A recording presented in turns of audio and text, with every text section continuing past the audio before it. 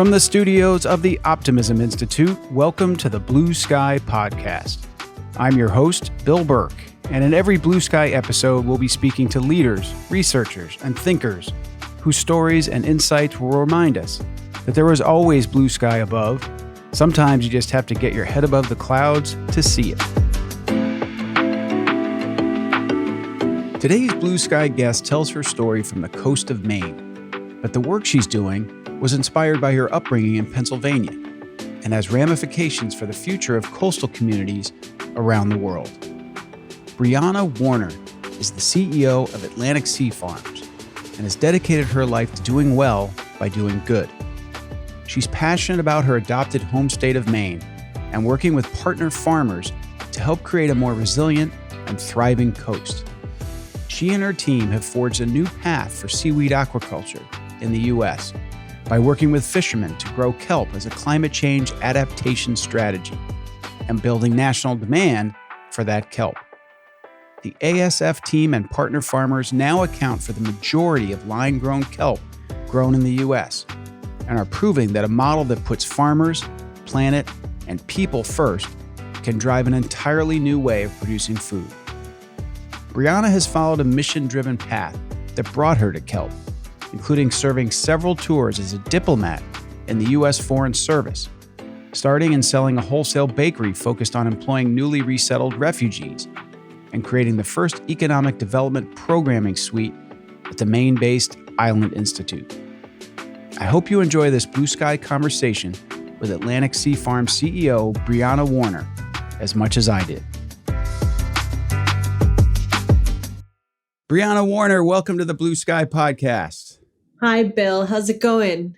It is going great, and it's terrific to have you on as a guest. I am very familiar with your work and with Atlantic Sea Farms, but I know a lot of people listening today might not be aware of what you all do at Atlantic Sea Farms. Can you summarize what your organization's all about and what you do? So we are a first-to-market seaweed aquaculture company based here in Maine. So what does that mean? Seaweed aquaculture is fairly new here in the United States. And in fact, in 2018, there was only around 30,000 pounds grown in the entire country. And seaweed aquaculture is open ocean growing of seaweed. And your listeners may be really familiar with seaweed, or they might think that they're not, but they actually are. So if your customers have ever eaten sushi, if they've ever eaten those ubiquitous seaweed snacks, or have had that bright green seaweed salad at, a Japanese restaurant, then they've had seaweed. And kelp is the specific type of seaweed that we're growing here. And up until 2018, when I mentioned that 30,000 pound number, which fed very few people, about 98% of that was imported from Asia and used mostly in food. In the past 3 years, we have really invigorated the seaweed aquaculture industry in the United States. And we're leading the way by working with fishermen here in Maine to help diversify their income in the face of climate change, grow kelp in their off season, and then we turn it into delicious products grown right here in the United States that are regenerative because kelp aquaculture makes the ocean better, but that also help, mitigate some of the effects of climate change locally and help coastal communities adapt to climate change while giving customers some of the most nutritious food on the planet. And what is that 30,000 pound number today? Last year, we ourselves landed about 1 million pounds of kelp. Atlantic Sea Farms only? Yep. That's incredible.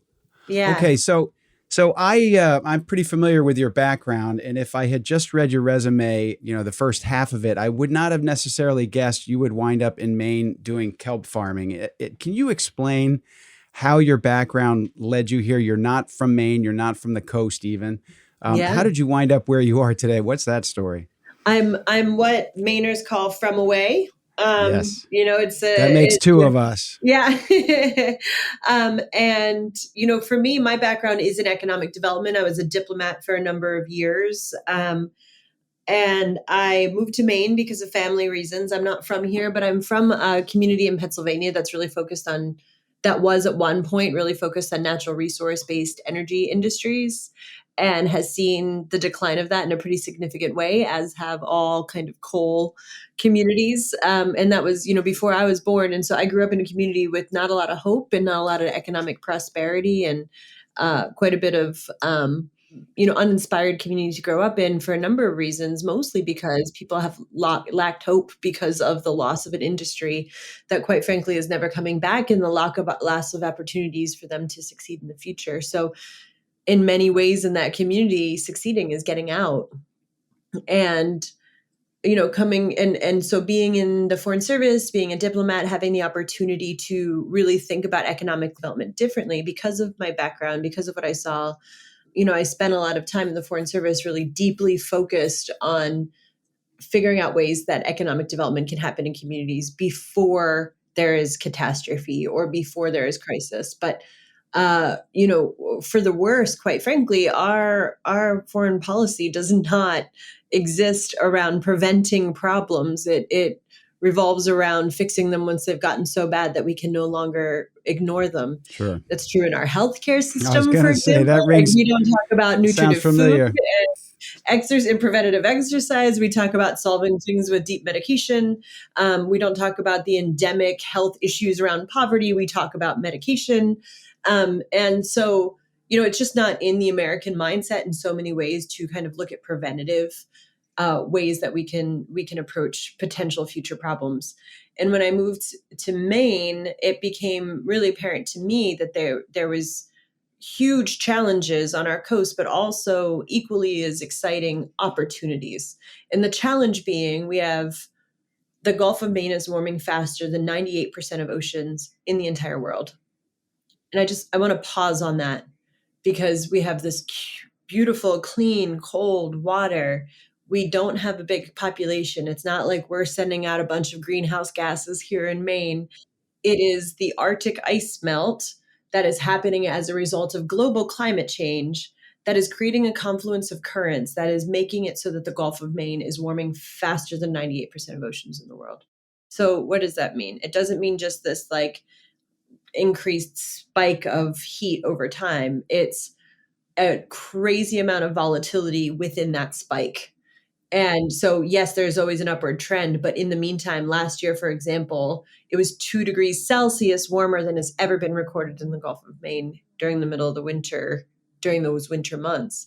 And so does that mean that this year is going to be that way? No, not necessarily. And that's just what's so terrifying, is there is zero predictability.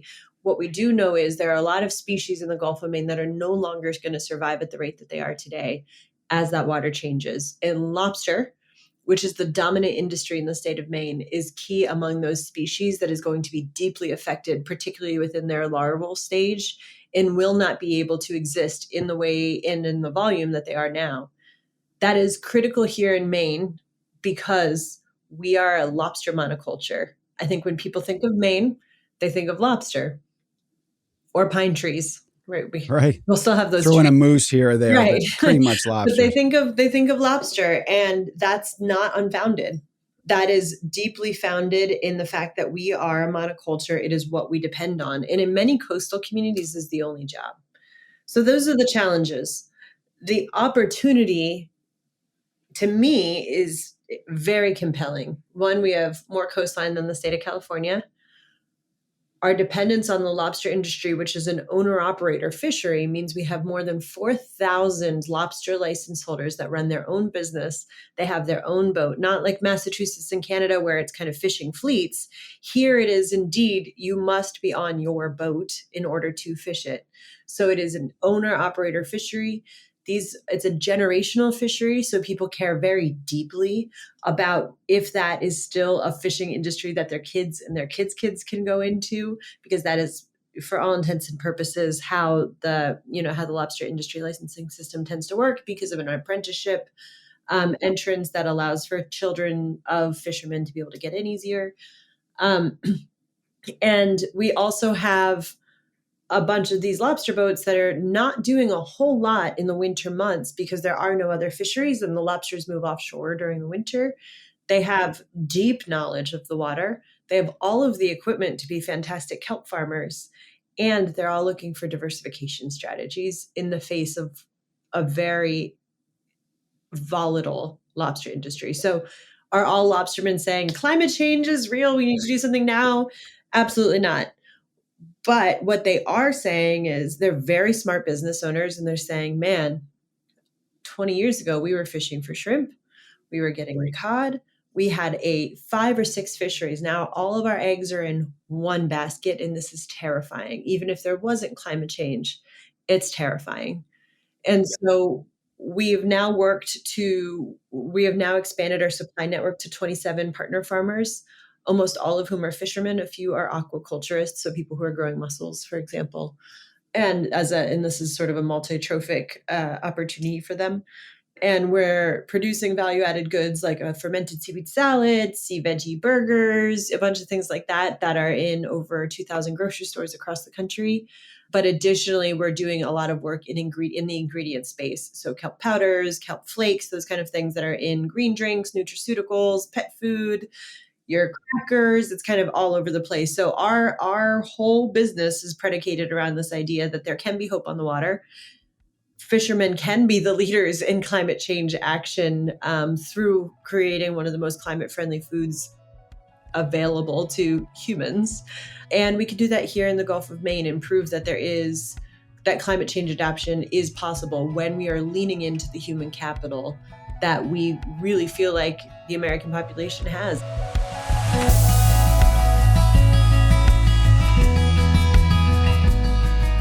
Briana does a great job explaining how the Maine fishing industry has found itself facing their current challenges. And that was some quality Maine trivia there, with the fact that Maine has more coastline than California. While we're at it, did you know that Maine is the only state whose name is one syllable? And the only one with one bordering state. Bonus points if you can name that state without using Google. More valuable learning for you, courtesy of the Blue Sky Podcast. But I digress. Back to Briana. I always enjoy speaking with entrepreneurs at the early stages of a growing business. The numbers she cites here on the growth of seaweed aquaculture are striking, from 30,000 pounds just 5 years ago to 1 million today.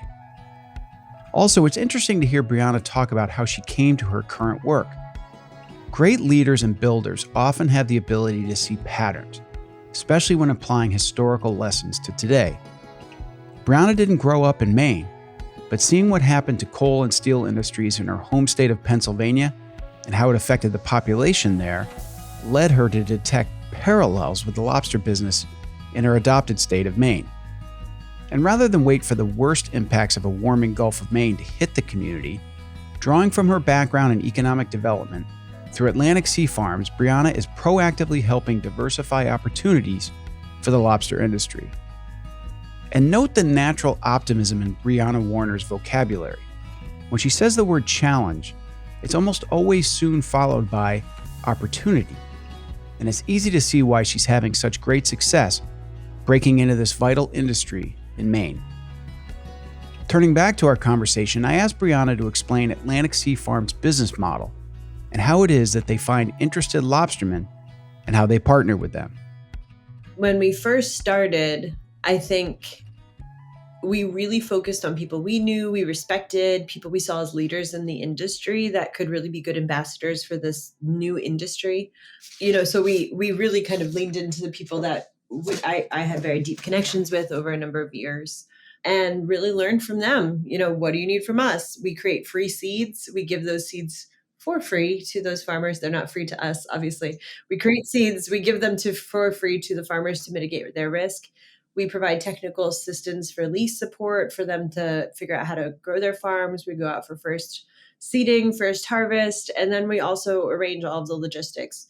So by the time when they get to the dock with the kelp, we are picking up in the trucks, we're driving it around, we're doing all the logistics, we're purchasing the harvest bag, and we guarantee to purchase everything that they grow.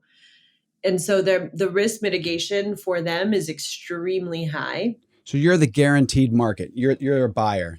We're a guaranteed market, whether we have a place to send it or not. Right.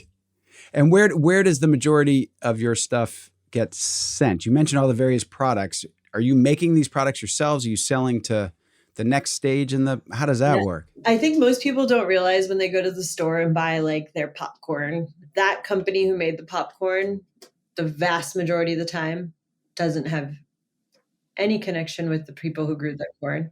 Certainly has no idea where the seeds came from. They probably don't come anywhere near a processing facility. They don't touch the product.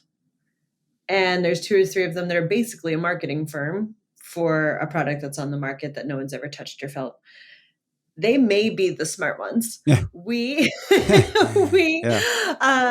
are vertically integrated to the extreme. So we produce the seeds. We go out and hunt for parent tissue for producing the seeds. So we know the bed that the seeds came from because we are the ones who did it. We produce the seeds in our state-of-the-art nursery in our 27,000 square foot building in Biddeford, Maine. We incubate them for 40 days. We deploy them. We give them to our partner farmers. We help them deploy those seeds. We go and do farm audits about 2 or 3 times a month. The harvest starts in the spring. So it's about a 6-month grow out. The harvest starts between April and June, depending on the geography of the farm. We inspect the bags. We pick them up on our trucks. We drive them back to our facility in Biddeford, and we process every piece of kelp that people eat. So mine is, I should say, except our powder product, which we have done elsewhere, but everything. So our burgers, our fermented seaweed salad, our kelp cubes, our ready cut kelp, all of that is done right here in our processing facility. Incredible. So you're creating economic opportunity for the lobstermen and obviously for yourselves at Atlantic Sea Farms. You're also doing things that are great for the environment. Can you describe what is it about kelp farming and even versus traditional land farming? Why is kelp farming such a good thing for the environment? So if you think about anything else you eat, lettuce, tomatoes, anything like, don't even talk about beef. Beef is a whole nother thing. But if you're even going down to what you would think is like minimal impact, it still uses arable land. It's often tilled, which is, we know now, one of the biggest, a significant, if not one of the biggest, most significant contributors to carbon release from the water and from the ground into the atmosphere. It's often grown with pesticides. It needs a ton of fresh water. It's anything that you eat is just incredibly resource intensive. And when something's resource intensive, it's environmentally degrading most of the time. Kelp, on the other hand, is grown with no inputs, no fresh water, no arable land. All of the equipment that is used to put in the water to grow it then gets taken out of the water every year. No fertilizer, right? I mean, no fertilizer. Yeah. And while it's growing, it removes carbon and nitrogen from the water column. So kelp eats carbon and nitrogen, and I'm sure our seaweed scientists on staff would be just horrified that I just said that. But it thrives off of sunlight, nitrogen, and carbon. In a pretty big way, right? I mean, it does. Yeah. Yeah. So it uptakes all of that carbon. So when you think about excess carbon in the atmosphere, which we all know is a huge issue, when that hits the ocean absorbs that carbon. And that changes the pH of the ocean. It makes it more acidic. And we've all heard of ocean acidification. We still, as a scientific community, do not know all of the effects of ocean acidification because nobody has studied every animal in the ocean and how it's going to react to ocean acidification. But we do know that shell-bearing organisms see massive degradation when the ocean is more acidic. So by that, I mean, take a Coca-Cola and pour it on some metal, and you're going to see that metal erode. Think about the same thing happening to a mussel shell or an oyster shell. And so what kelp does by uptaking carbon and nitrogen is what we call it the kelp halo effect. I didn't call it that. The scientific community did. So it's not like a cool word I made up. But that halo effect, basically, if you plant shellfish within that halo, there is abundant evidence that, in fact, that carbon mitigation locally is making shellfish almost double as strong in just a 6-month period. Shellfish shells. And also making that meat much more robust because the animal isn't putting as much effort into rebuilding its shell. With those shellfish, And that's just the only thing that we've studied. We see this massive positive effect. So not only is it not taking up arable land, no pesticides, no fresh water, yada, yada, yada, it's also making the ocean better while it's growing. And when we remove it from the water, we're removing that carbon. Now, if anyone says that's sequestration, they're lying. It isn't. There's mitigation, local mitigation, grand mitigation, climate change reversal, climate change adaptation. We are not reversing climate change here. What we are doing is allowing people to adapt, but also when you look at your plate, if you're replacing lettuce with kelp, if you're replacing anything with kelp, you are making a positive contribution to the environment.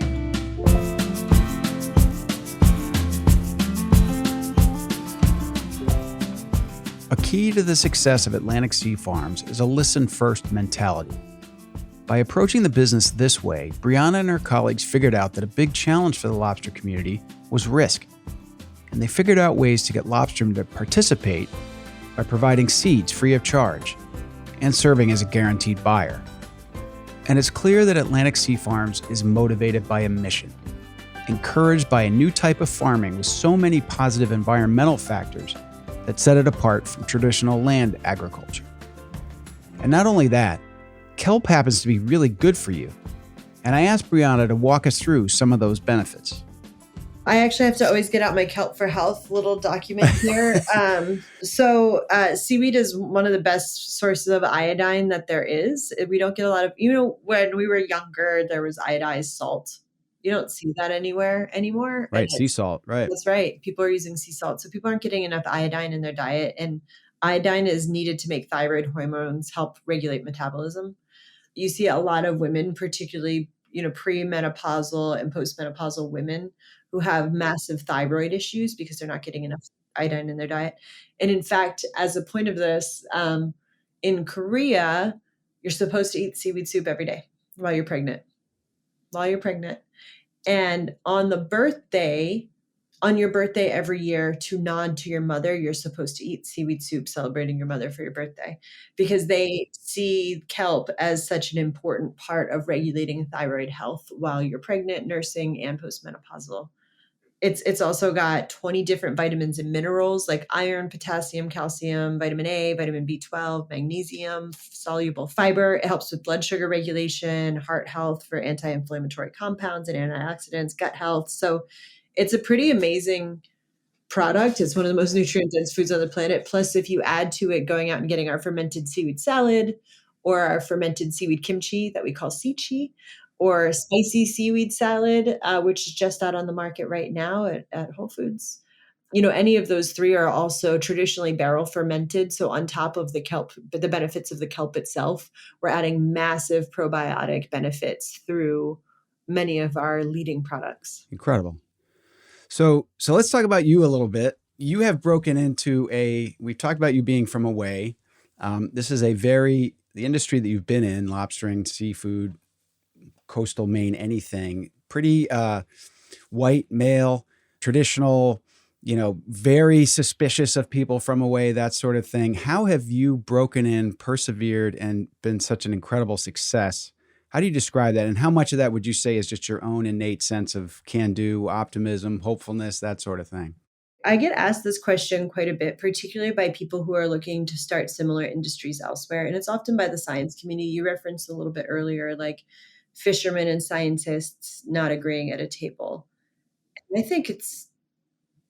think honestly, it's the scientists' problem, not the fishermen's problem. I think we attribute some sort of like non-movement to traditional industries when in fact people just don't want to be talked down to. People don't want to be told what to think. This is universal. Could you imagine if I came to you, Bill, and said, the way you're thinking about the world is wrong. I went to MIT for a PhD in biology, which by the way, I didn't. And therefore, if you don't see it my way, then you're just wrong. And what would you say to me? You'd say, you know what? Get lost. You wouldn't want to have a conversation. I think so much in climate discussion and in And what we're seeing on the national stage right now is people being exhausted by being spoken down to. It's unconscionable to me that we don't just see people as people, people who need to feed their families, people who worry about the same, we all worry about the same things every morning. But I think that our ability to connect with fishermen is based purely around the fact that we don't see it as connecting with fishermen. We see it as, hey, like you're really good at the ocean, at working on the ocean. You're really good at it. I'm really good at marketing and selling things, and I'm good with food. Let's figure out how we can catalyze both of our strengths to do something really cool together. And notice in there, I didn't say, hey, climate change is real and the lobster industry is going to really take a hit in 20 years. So you should do this. Right. Like, Yeah. And get your head out of the get your sand. head out of the You sand. know? Like, that's ridiculous. Like, also, that's not what they're doing. They know. And I think I've seen so many people, I've seen so many scientific conversations go incorrectly because scientists just assume that they know more than the people that are working on the water every single day. I guarantee you that every one of these fishermen that we work with knows more about the ocean than the people who are studying it. Absolutely. And another thing too that I'm sure you're sensitive to is just how hard their work is. When I first moved to Maine, I had an office that I could see the waterfront. I was quite close to it actually, and I could see lobster and fishermen come in when it was 5 degrees out. I could see guys on the back of harbor fish gutting fish with no gloves on in 5 degrees. You know, just now there's a missing lobsterman here in Maine. It is dangerous. It is challenging, and it is constant. And you know, a lot of their expenses are fuel that are out of their control. It's just a brutally tough business. And again, to be Yeah, and they're like, I think that's a key point though, Bill, is they're running their own business as exactly, well. they're paying their They have to do the taxes. books, they They're have to do the taxes, they have to have the absolutely fixed asset costs. They are managing, like, it's not just that they're fishing, and then they have to come back and manage their business.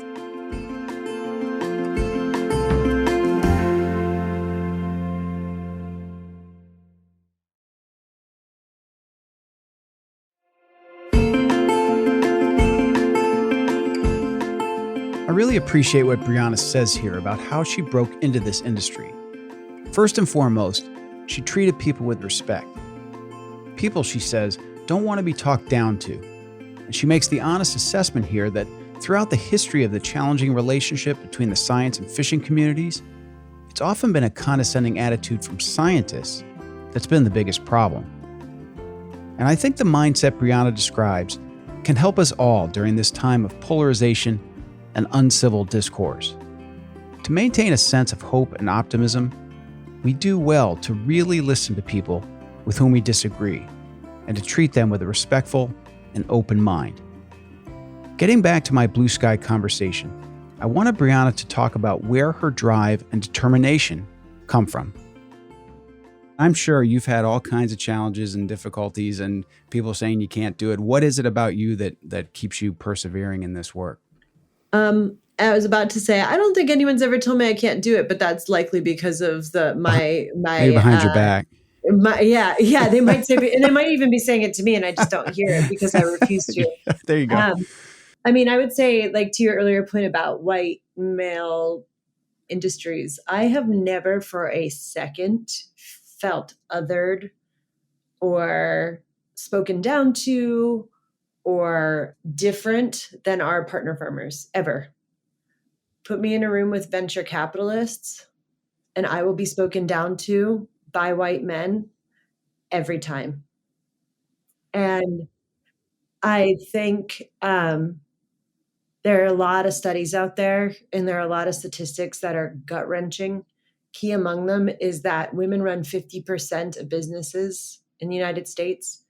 Women run businesses received less than 2% of all funding last year. Women, even though their credit savviness is about 30% better than men, receive 50% less loans with worse terms. women looking for equity money, that's that 2% statistic. So it's always amazing to me, sort of people's feeling like, oh, how do you break into fishermen? Like, oh, all these like white dudes. And I'm like, really? Because like they want you to be, the only thing they care about is, are you honest? Are you kind? Do you respect what I'm doing? And do we have a way that we can work together to both make money?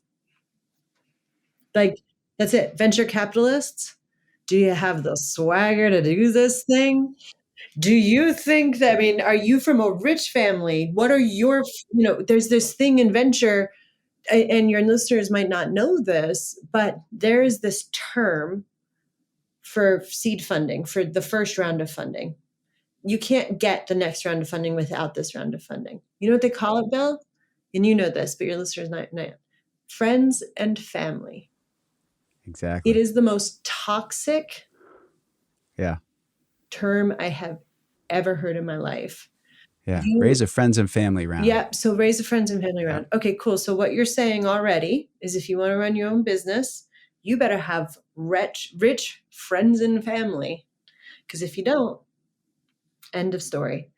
So we're already taking out 97% of people in the world, in the state, in the country. So I was lucky. I was lucky. I'm not lucky. I'm not part of that statistic because I came from a blue-collar family, but I was on the board of Atlantic Sea Farms because I was working with the fishing industry.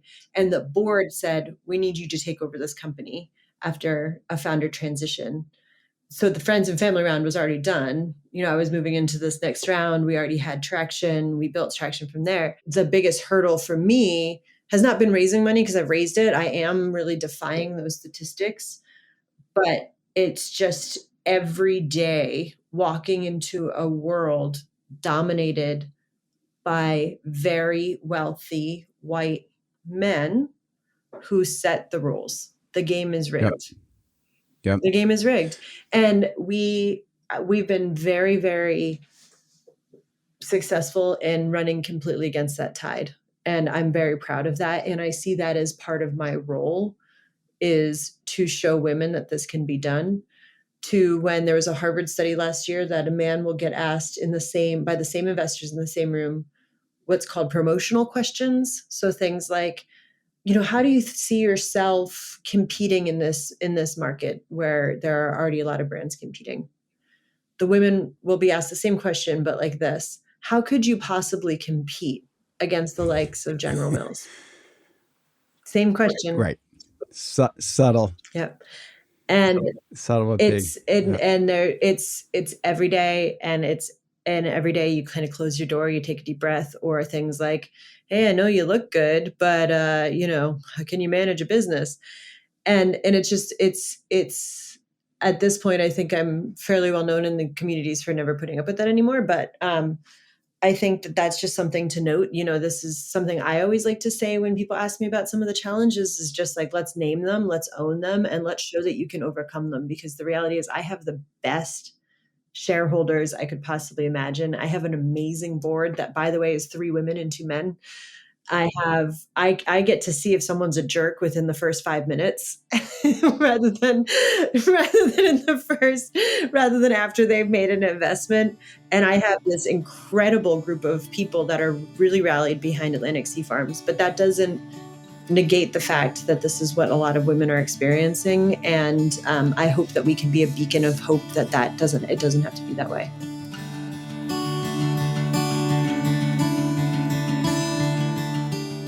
Speaking once again about treating members of the fishing community with respect, it's striking to hear Briana answer my question about being a woman in this male-dominated industry by describing it as far easier than working with the male-dominated world of venture capital investing.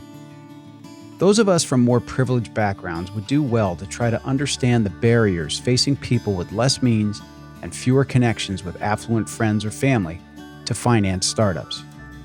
Briana's optimistic attitude and determination to not back down in the face of these challenges is inspiring, as is her desire to help other women staring down similar obstacles. Next, I wanted Briana to talk about the potential size of the opportunity that Atlantic Sea Farms is going after. We started out talking about 30,000 pounds to a million. How big can this get? How big could Atlantic Sea Farms? What's on your horizon? And then this industry generally, where else is this happening? You mentioned Asia, you mentioned Korea. I know that the huge seaweed consumption in Asia. It sounds like growth here in the United States. Where's this going? How big could this be? I would say, I think for me in the short term, I'd like to see 100 farmers in Maine growing 100,000 pounds by 2030. So that's 10 million pounds. But it's going to, and we're starting to work in Alaska. We now have a partner farmer in Rhode Island. For me, I think how I would measure success is sort of threefold. One, the business is profitable, which we're not there yet, but that's not abnormal for a third year business. Like, it's not like we're behind the curve there. It just takes a lot to get, we have good revenue, we're growing year over year. But until we can make sure that that EBITDA number is on the positive, that's going to take a second. And I don't think we've proven anything until we can show that we can do well by doing good. And we have to be able to prove that. And we haven't proven it yet. The second piece would be that fishermen start to look to seaweed farming as a viable supplemental income to smooth out the volatility of the lobster industry. And the third would be that we see our model replicated in other industries. And so does that mean 10 million pounds? Does that mean 60 million pounds? Does that mean 3,000 farmers? Does that mean 50 farmers? Like, I'm not sure when we reach those three milestones, but as soon as I have, a hemp farming company call me and say like, hey, what about this? Or, name a superfood that we don't know about yet. Let's say oysters, right? Like, this could be replicated in oysters. This could be replicated in a lot of different ways. I think that if we see those three things happen, I'll know that we've been a success. And with seaweed, how much of it now is a demand issue or a supply issue? In other words, is part of your challenge trying to get more people to replace lettuce with, or is the demand there and it's a little bit of both? It's a little bit of both. I mean, I think we have built to the point where we can now meet all the demand that we have and then some. Having said that, we are in this ingredient work that we're doing that flips pretty quickly with, these are 18 to 24 month leads. And some of these are with giant pet companies or giant nutraceutical companies.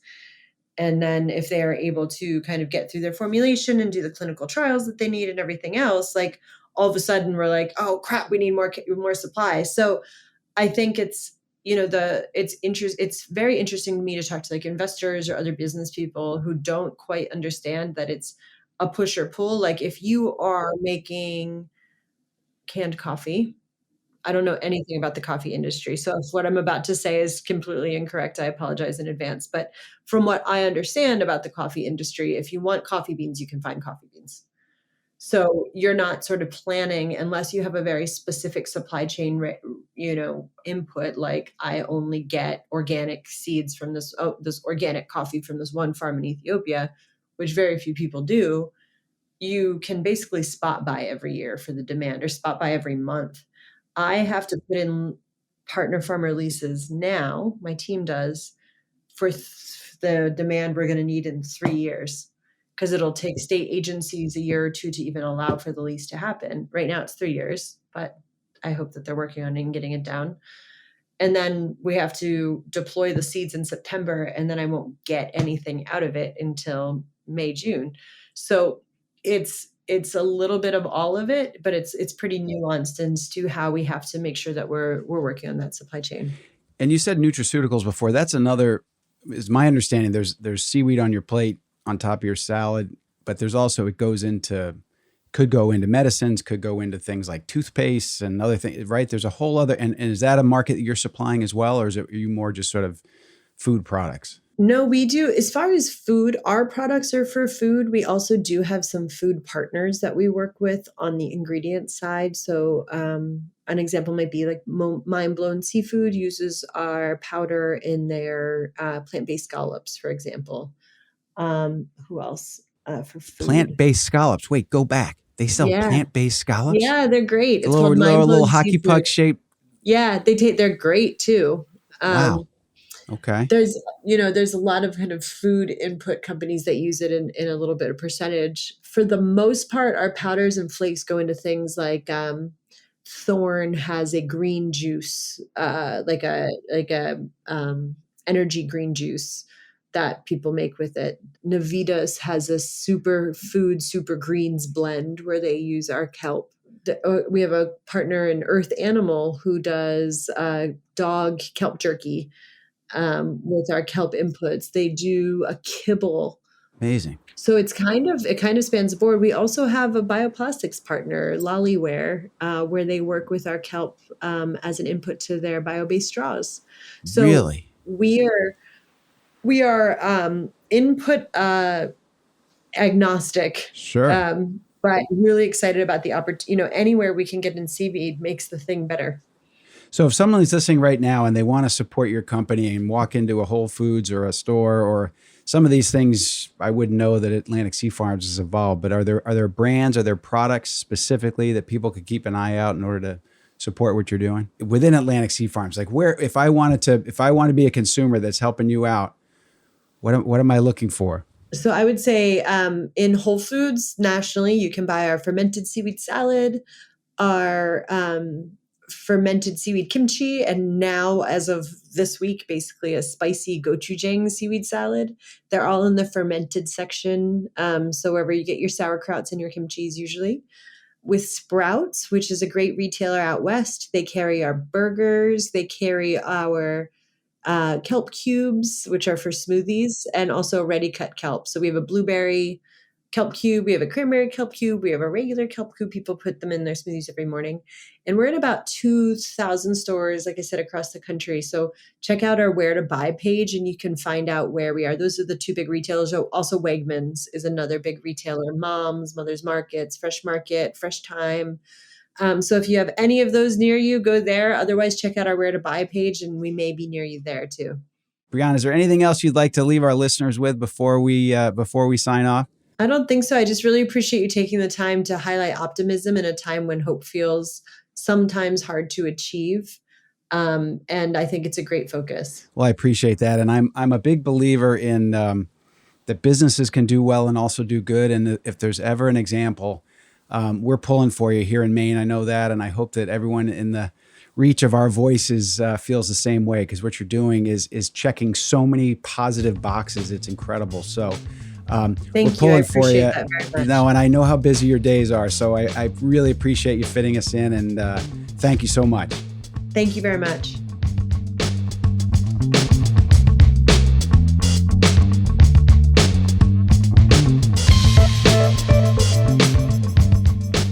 As I've said many times before, entrepreneurs are, by definition, optimists. And it's inspiring to hear Briana speak confidently about growing the seaweed harvest to 10 million pounds by 2030 and providing a steady, viable income stream for lobstermen.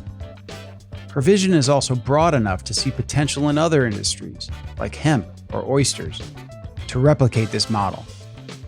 And she has me intrigued now to go out and try more of the products she's described. Plant-based scallops and dog kelp jerky? Let's go.